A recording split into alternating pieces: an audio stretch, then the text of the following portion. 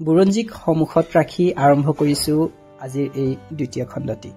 এতিয়া আৰু দীঘলীয়া শাৰী পাতি এজন এজনকৈ নাম লিখি ইয়াত প্ৰৱেশ কৰাৰ নিয়ম নাই।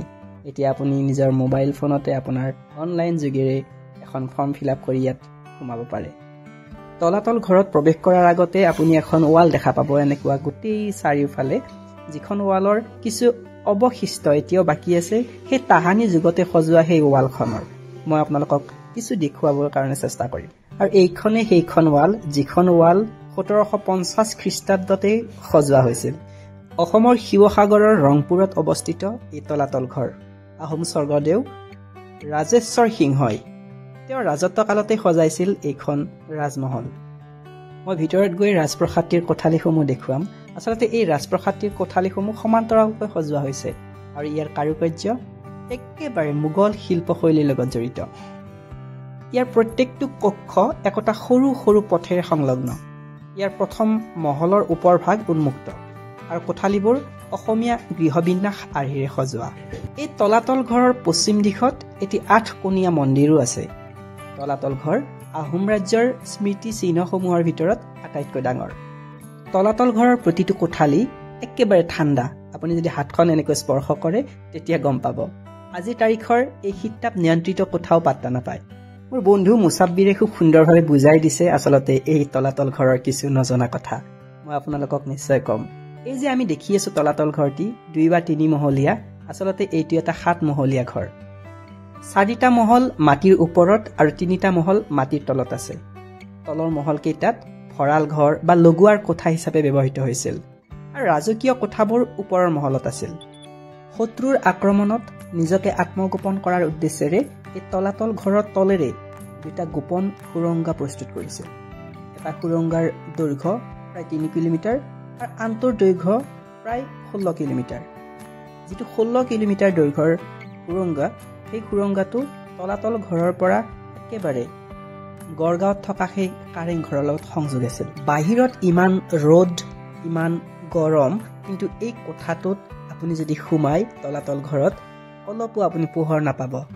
আন্ধাৰ আন্ধাৰ আৰু আন্ধাৰ। হয়তো এই সুৰংগা কেইটাৰ ভিতৰত এইটো এটা। এতিয়া কিন্তু এই সুৰংগাটো সম্পূৰ্ণভাৱে বন্ধ কৰি দিছে। অৱশ্যে যিটো অৰিজিন তলাতল ঘৰ সেইটো এতিয়া আমাৰ কল্পনাৰ অতীত।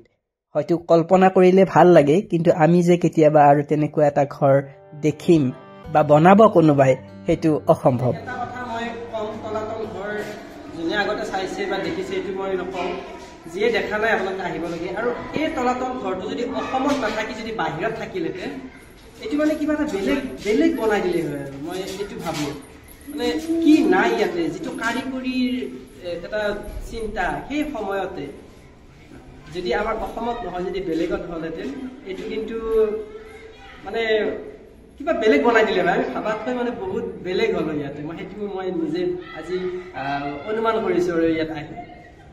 আৰু কিমান বছৰ থাকে ক'ব নোৱাৰি, কাৰণ লাহে লাহে তলাতল ঘৰত ফাট মেলিছে আৰু এনেকৈ হয়তো এদিন এই এটা সম্পত্তি আমাৰ অসমৰ পৰা হয়তো কেতিয়াবা নোহোৱা হৈ যাব নেকি, মানে এনেকুৱা এটা চিন্তা আহে। কাৰণ দেখিছে আপোনালোকে কালাৰবিলাক দেখিছে, ঘৰৰ মানে কালাৰ চেঞ্জ হৈ গৈছে। ইয়াতে ভেঁকুৰ লাগি মানে অৰিজিন কালাৰ যিটো আছিল সেইটো কালাৰ গৈ এতিয়া মানে ভেঁকুৰ লগা টাইপৰ হৈ গৈছে। এইবিলাক দেখিছে আপোনালোকে। তলাতল ঘৰ চোৱাৰ পিছত আমি পোনে পোনে আহিলোঁ ৰংঘৰৰ বাকৰিত। ৰংঘৰ সৰ্বপ্ৰথম স্বৰ্গদেউ ৰুদ্ৰসিংহই কাঠ আৰু বাঁহেৰে নিৰ্মাণ কৰিছিল, যদিও পূৰ্ণাংগ ৰূপত নিৰ্মাণ কৰে স্বৰ্গদেউ প্ৰমত্ত সিংহই। তাতকৈ ডাঙৰ কথা হৈছে ৰংঘৰ নিৰ্মাণত কোনো ধৰণৰ আধুনিক সঁজুলি ব্যৱহাৰ হোৱা নাছিল। ইয়াত সাধাৰণতে থলুৱা পদ্ধতিৰে নিৰ্মাণ কৰিছিল। বিশেষকৈ বৰালি মাছ, বৰা চাউল, হাঁহ কণী, মাটিমাহ ইত্যাদি ইত্যাদি তেনেকুৱা ধৰণৰ সংমিশ্ৰণক এক বিশেষ চিমেণ্ট প্ৰস্তুত কৰিছিল আৰু সেই চিমেণ্টেৰে মাটিৰে তৈয়াৰ কৰা ইটাৰে এই ঘৰটো সজোৱা হৈছিল। বিশেষকৈ বিহুৰ সময়ত বা বিভিন্ন ধৰণৰ উৎসৱ পাৰ্বণত এই ৰংঘৰৰ পৰাই খেল উপভোগ কৰিছিল। এইবাৰ আহিছোঁ শিৱসাগৰৰ প্ৰাণবিন্দু শিৱদৌললৈ। আহোম শাসক স্বৰ্গদেউ শিৱসিংহৰ সময়ত 1731 চনতেই এই মন্দিৰটি নিৰ্মাণ কৰা হৈছিল।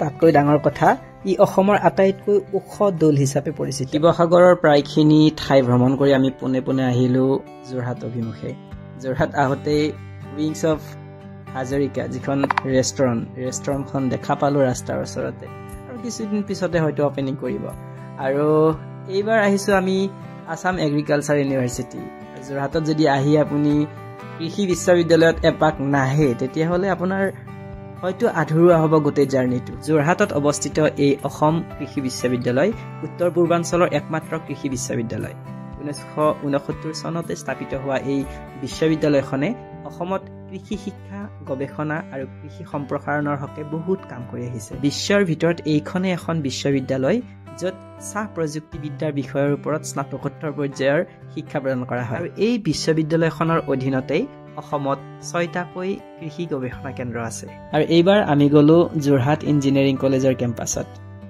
যদিওবা আমি নিশা ভ্ৰমণ কৰিছো তথাপি কিন্তু আমাৰ বেয়া লগা নাই আস্থা আৰু অৰ্ণৱৰ কথা নিশ্চয় আপোনালোকৰ মনত আছে এই জেইচি কিতাপখন হয়তো সকলোৰে ঘৰে ঘৰে আছে আৰু সেই জেইচিৰ এইটো হোষ্টেলতেই আস্থা আছিল আৰু ইয়াৰ পৰাই গোটেই কাহিনীটো আৰম্ভ হৈছিল আৰু জেইচিতে আজি আমাৰ এই ভিডিঅ'টি সমাপ্ত কৰিম চাই থাকিব তাৰিখটো